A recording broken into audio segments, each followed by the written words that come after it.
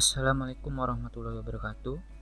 Baik, di video pembelajaran kali ini kita lanjutkan, yaitu tentang bagaimana cara menyimpan data dengan menggunakan form tambah data, khususnya di data penerbit. Baik, sebelumnya kita buka kembali file data penerbit.php. Nah, ternyata di sini terdapat sebuah tombol, ya. Di sini ya, terdapat sebuah tombol tambah yang menuju ke halaman form penerbit.php. Maka kita wajib membuatkan satu file baru, yaitu form penerbit.php, dengan cara index.php di copy dan dipaste. Kemudian silakan index copy ini di rename, diganti dengan nama form penerbit, seperti itu. Nah, kemudian selanjutnya di bagian bawah /nav pada file form penerbit tambahkan H2 untuk memberikan identitas bahwasanya ini adalah form data penerbit, yaitu form yang digunakan untuk menambah data penerbit. Kemudian di bawahnya H2 silakan kalian buka kembali dokumentasi Bootstrap, diklik, kemudian pilih get start, kemudian carilah menu komponen dan carilah sebuah menu form. Nah, di sini secara default sudah terdapat sebuah form yang simple, yaitu kita gunakan yang atas saja ya, yang default aja. Silakan di copy, kemudian dipilih atau dipaste di bawahnya H2. Simpan, kemudian kita lihat hasilnya sementara. Silakan klik tombol tambah, maka akan muncul halaman form data penerbit seperti berikut. Mungkin biar bagus form data penerbitnya, yaitu tag H2 nya kita posisikan di tengah ya, kasih atribut align center seperti ini. Kita coba lagi refresh. Oke, nah sekarang tinggal kita isikan kolom-kolom yang akan dimasukkan ke dalam data penerbit. Kita cek kembali bahwasanya di kolom penerbit terdapat 3 kolom, namun satu kolom khususnya di primary key itu sudah menggunakan auto increment. Maka yang wajib diinput secara manual oleh pengguna maka yaitu adalah 2, nama penerbit dan tahun. Maka kita siapkan 2 input untuk user agar bisa menambahkan data di tabel penerbit. Dengan cara di sini tertera bahwasanya ada tulisan email address, silahkan dicari. Nah, di sini ya diganti dengan nama penerbit. Kemudian type-nya atau tipenya, karena nama penerbit merupakan sebuah teks, kita ganti dengan tipenya teks. Jangan lupa diberi name juga, samakan ya biar mudah. Semisal namanya adalah nama penerbit, kemudian tambahkan atribut required agar komponen inputan teks ini wajib diisi. Itu fungsi dari required, yaitu wajib diisi. Kemudian di belakang sendiri placeholder silakan diganti, semisal masukkan nama penerbit. Jadi placeholder ini ibaratkan bantuan kepada si user untuk masukkan data. Sedangkan yang small itu merupakan teks yang ada di sebelah sini, kita tidak butuh ya, kita hapus. Simpan, kita lihat hasil sementara, maka sudah berubah menjadi nama penerbit. Kemudian ada placeholder, yaitu bantuan untuk memasukkan apa yang harus dimasukkan di kolom di sini ya, kolom inputan teks ini. Kurang satu ya, yaitu tahun. Maka kita ubah yang pada bagian bawah ya, yaitu di sini tertera adalah password. Silakan cari label password. Nah, ini ya diganti dengan tahun. Nah, untuk tahun dikarenakan di tipe data dalam tabel itu adalah integer, maka otomatis wajib angka. Type yang kita gunakan atau tipe yang kita gunakan adalah tipe number, yaitu hanya bisa dimasukkan angka saja. Seperti biasa, tambahkan name, samakan ya tulisannya tahun, dan diberi required agar wajib diisi. Placeholdernya kita ganti dengan masukkan tahun. Nah, seperti itu. Simpan, kita lihat hasilnya. Nah, sudah ada ya. Tinggal sekarang kita tidak butuh yang namanya komponen checkbox ya, silakan dihapus ya, tulisan check me out itu ada di sini. Div class form check ini kita hapus. Kemudian tulisan submit ini adalah tombol ya, kita ganti dengan simpan. Kita lihat hasilnya sekarang. Nah, sudah berhasil ya seperti ini. Selanjutnya adalah semisal kita ingin menambahkan tombol batal ya, tombol batal berarti kan kembali ke halaman data penerbit. Gampangnya kita bisa ambil dari data penerbit. Nah, kemudian pada bagian tombol tambah kita copy paste, yaitu ini ya. Di tombol tambah ini kita copy paste, kemudian letakkan di bawahnya button tipe submit seperti ini. Cuman ini arahkan ke halaman data penerbit, yaitu sebuah halaman yang menampilkan tabel data penerbit seperti itu. Kemudian untuk kelasnya mungkin kita gunakan tombol berwarna lain ya, karena kalau simpan misalnya di sini di dalam contoh itu adalah warna primary, kita harus ganti. Kalau lupa warna tombol bisa diklik komponen button. Nah ini ya, semisal saya ingin gunakan warna light, berarti menggunakan btn minus light. Oke, saya ganti ya. Baik, kemudian di sini saya tuliskan batal.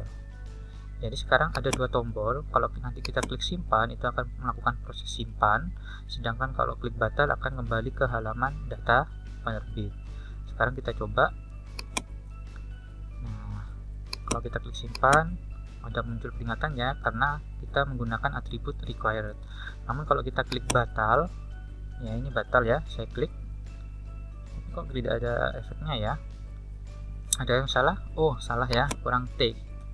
Simpan, kita cek, sudah jadi tombol putih ya. Jadi seperti like hidup ya. Klik batal, kembali lagi ke sini. Nah, itulah cara membuat tombol batal. Nah, sekarang untuk klik tombol simpan, itu masih belum bisa proses menyimpan, dikarenakan untuk form simpan data, kita butuh yang namanya dua atribut, yaitu yang pertama, metodenya harus menggunakan metode post, dan actionnya. Jadi action ini artinya setelah kita mengisikan data di komponen nama penerbit ya, di komponen input tipe teks ini dan mengisi komponen tipe number ini, baru setelah kita klik simpan, data yang dimasukkan ini akan masuk ke halaman mana. Nah, jadi intinya action ini adalah sebuah halaman yang akan memproses inputan yang diisikan oleh user di dalam form. Maka kita buat semisal simpan penerbit.php. Jadi kita buat file baru ya, simpan penerbit, yang fungsinya untuk mengelola inputan dari user agar bisa tersimpan di dalam database. Kita buat file baru ya, tapi tidak perlu copy paste di index. Klik app perpustakaan, silakan diketik simpan penerbit.php. Nah, kosong ya. Jadi tidak perlu copy paste dari index. Sekarang sintaknya seperti berikut. Sintakkan PHP, kemudian siapkan pemanggilan file koneksi, kemudian siapkan variabel penampung ya. Variabel penampung berdasarkan inputan dari user tersebut di sini. Nah, contohnya kita nanti akan menampung inputan dari user, ngambilnya dari name yang sudah kita tentukan tadi ini. Jadi sekarang siapkan variabel, semisal samakan ya biar nggak bingung, nama penerbit sama dengan, karena di form kita menggunakan method post, maka isinya adalah pengambilan datanya menggunakan $_post ya, kurung bracket buka dan tutup, koma, masukkan nama penerbit. Nah, nama penerbit ini asalnya dari mana? Asalnya dari name yang sudah kalian tentukan di sini. Seperti itu. Kemudian silakan copy paste. Kemudian variabel satunya adalah tahun ya. Jadi sesuai dengan formnya ya. Jadi kalau ada 2, kalau 3. Kemudian $postnya kita ganti tahun sesuai dengan name yang tersimpan di sini. Jika sudah, baru kita buatkan variabel penampung SQL, semisal variabel simpan. Seperti biasa, sintaknya adalah MySQL query, selalu diawali $koneksi, ya, panggil variabel koneksinya, kemudian baru sintak insertnya. Nah, jika lupa, kalian bisa menggunakan bantuan dari SQL penerbit di sini ya. Pastikan klik tabel penerbit, kemudian diklik insert, silakan ini di copy paste boleh kalau misalkan kalian lupa ya. Copy kemudian paste, Tapi hati-hati ya, kalau paste di sini kita hanya butuh penyimpanannya hanya nama penerbit dan tahun, kemudian hanya butuh 2 value. Nah, untuk value itu sendiri kita harus memberikan tanda petik tunggal seperti ini. Ya, ini juga sama, petik tunggal. Nah, isinya adalah panggil variabel yang sudah kita tentukan tadi, yaitu $ nama penerbit dan $ tahun. Berarti di sini isikan $ nama penerbit dan satunya $ tahun. Nah, oke, begitu ya. Nah, sampai sini sudah selesai sebenarnya untuk SQL-nya. Namun untuk setelah proses penyimpanan akan menuju ke halaman kemana, kita butuh yang namanya header location. Jadi membuatnya header, kemudian location (2). Nah, setelah itu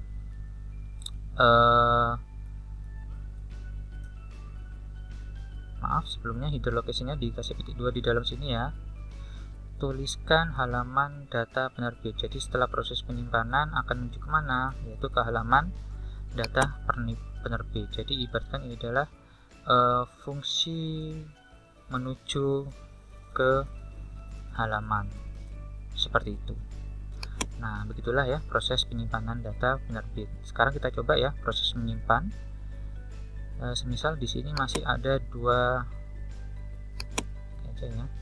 ada dua data, Yudhistira sama Erlangga. Sekarang saya ingin nyoba menambah data. Saya ulangi lagi, klik tambah. Semisalkan nama penerbit yang baru itu Bumi Aksara ini ya contohnya, kemudian tahunnya 2005. Saya klik simpan. Nah, ternyata sudah masuk ya, tersimpan. Apakah benar masuk? Kita cek di dalam database. Nah, benar ya, sudah masuk. Ini sudah auto increment ya, selalu akan bertambah otomatis, kemudian datanya sudah tersimpan.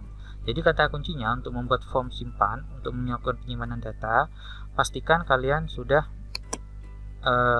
membuat link ke halaman form penerbit dari tombol tambah. Kemudian untuk membuat form penerbit, silakan indeksnya itu di copy paste, kemudian tambahkan H2 ya untuk memberikan identitas ini adalah form. Kemudian formnya kita copy paste dari Bootstrap dokumentasi, kemudian kita modifikasi ya. Jadi kalau misalkan inputannya teks, jadikan tipe teks, kalau angka tipe number.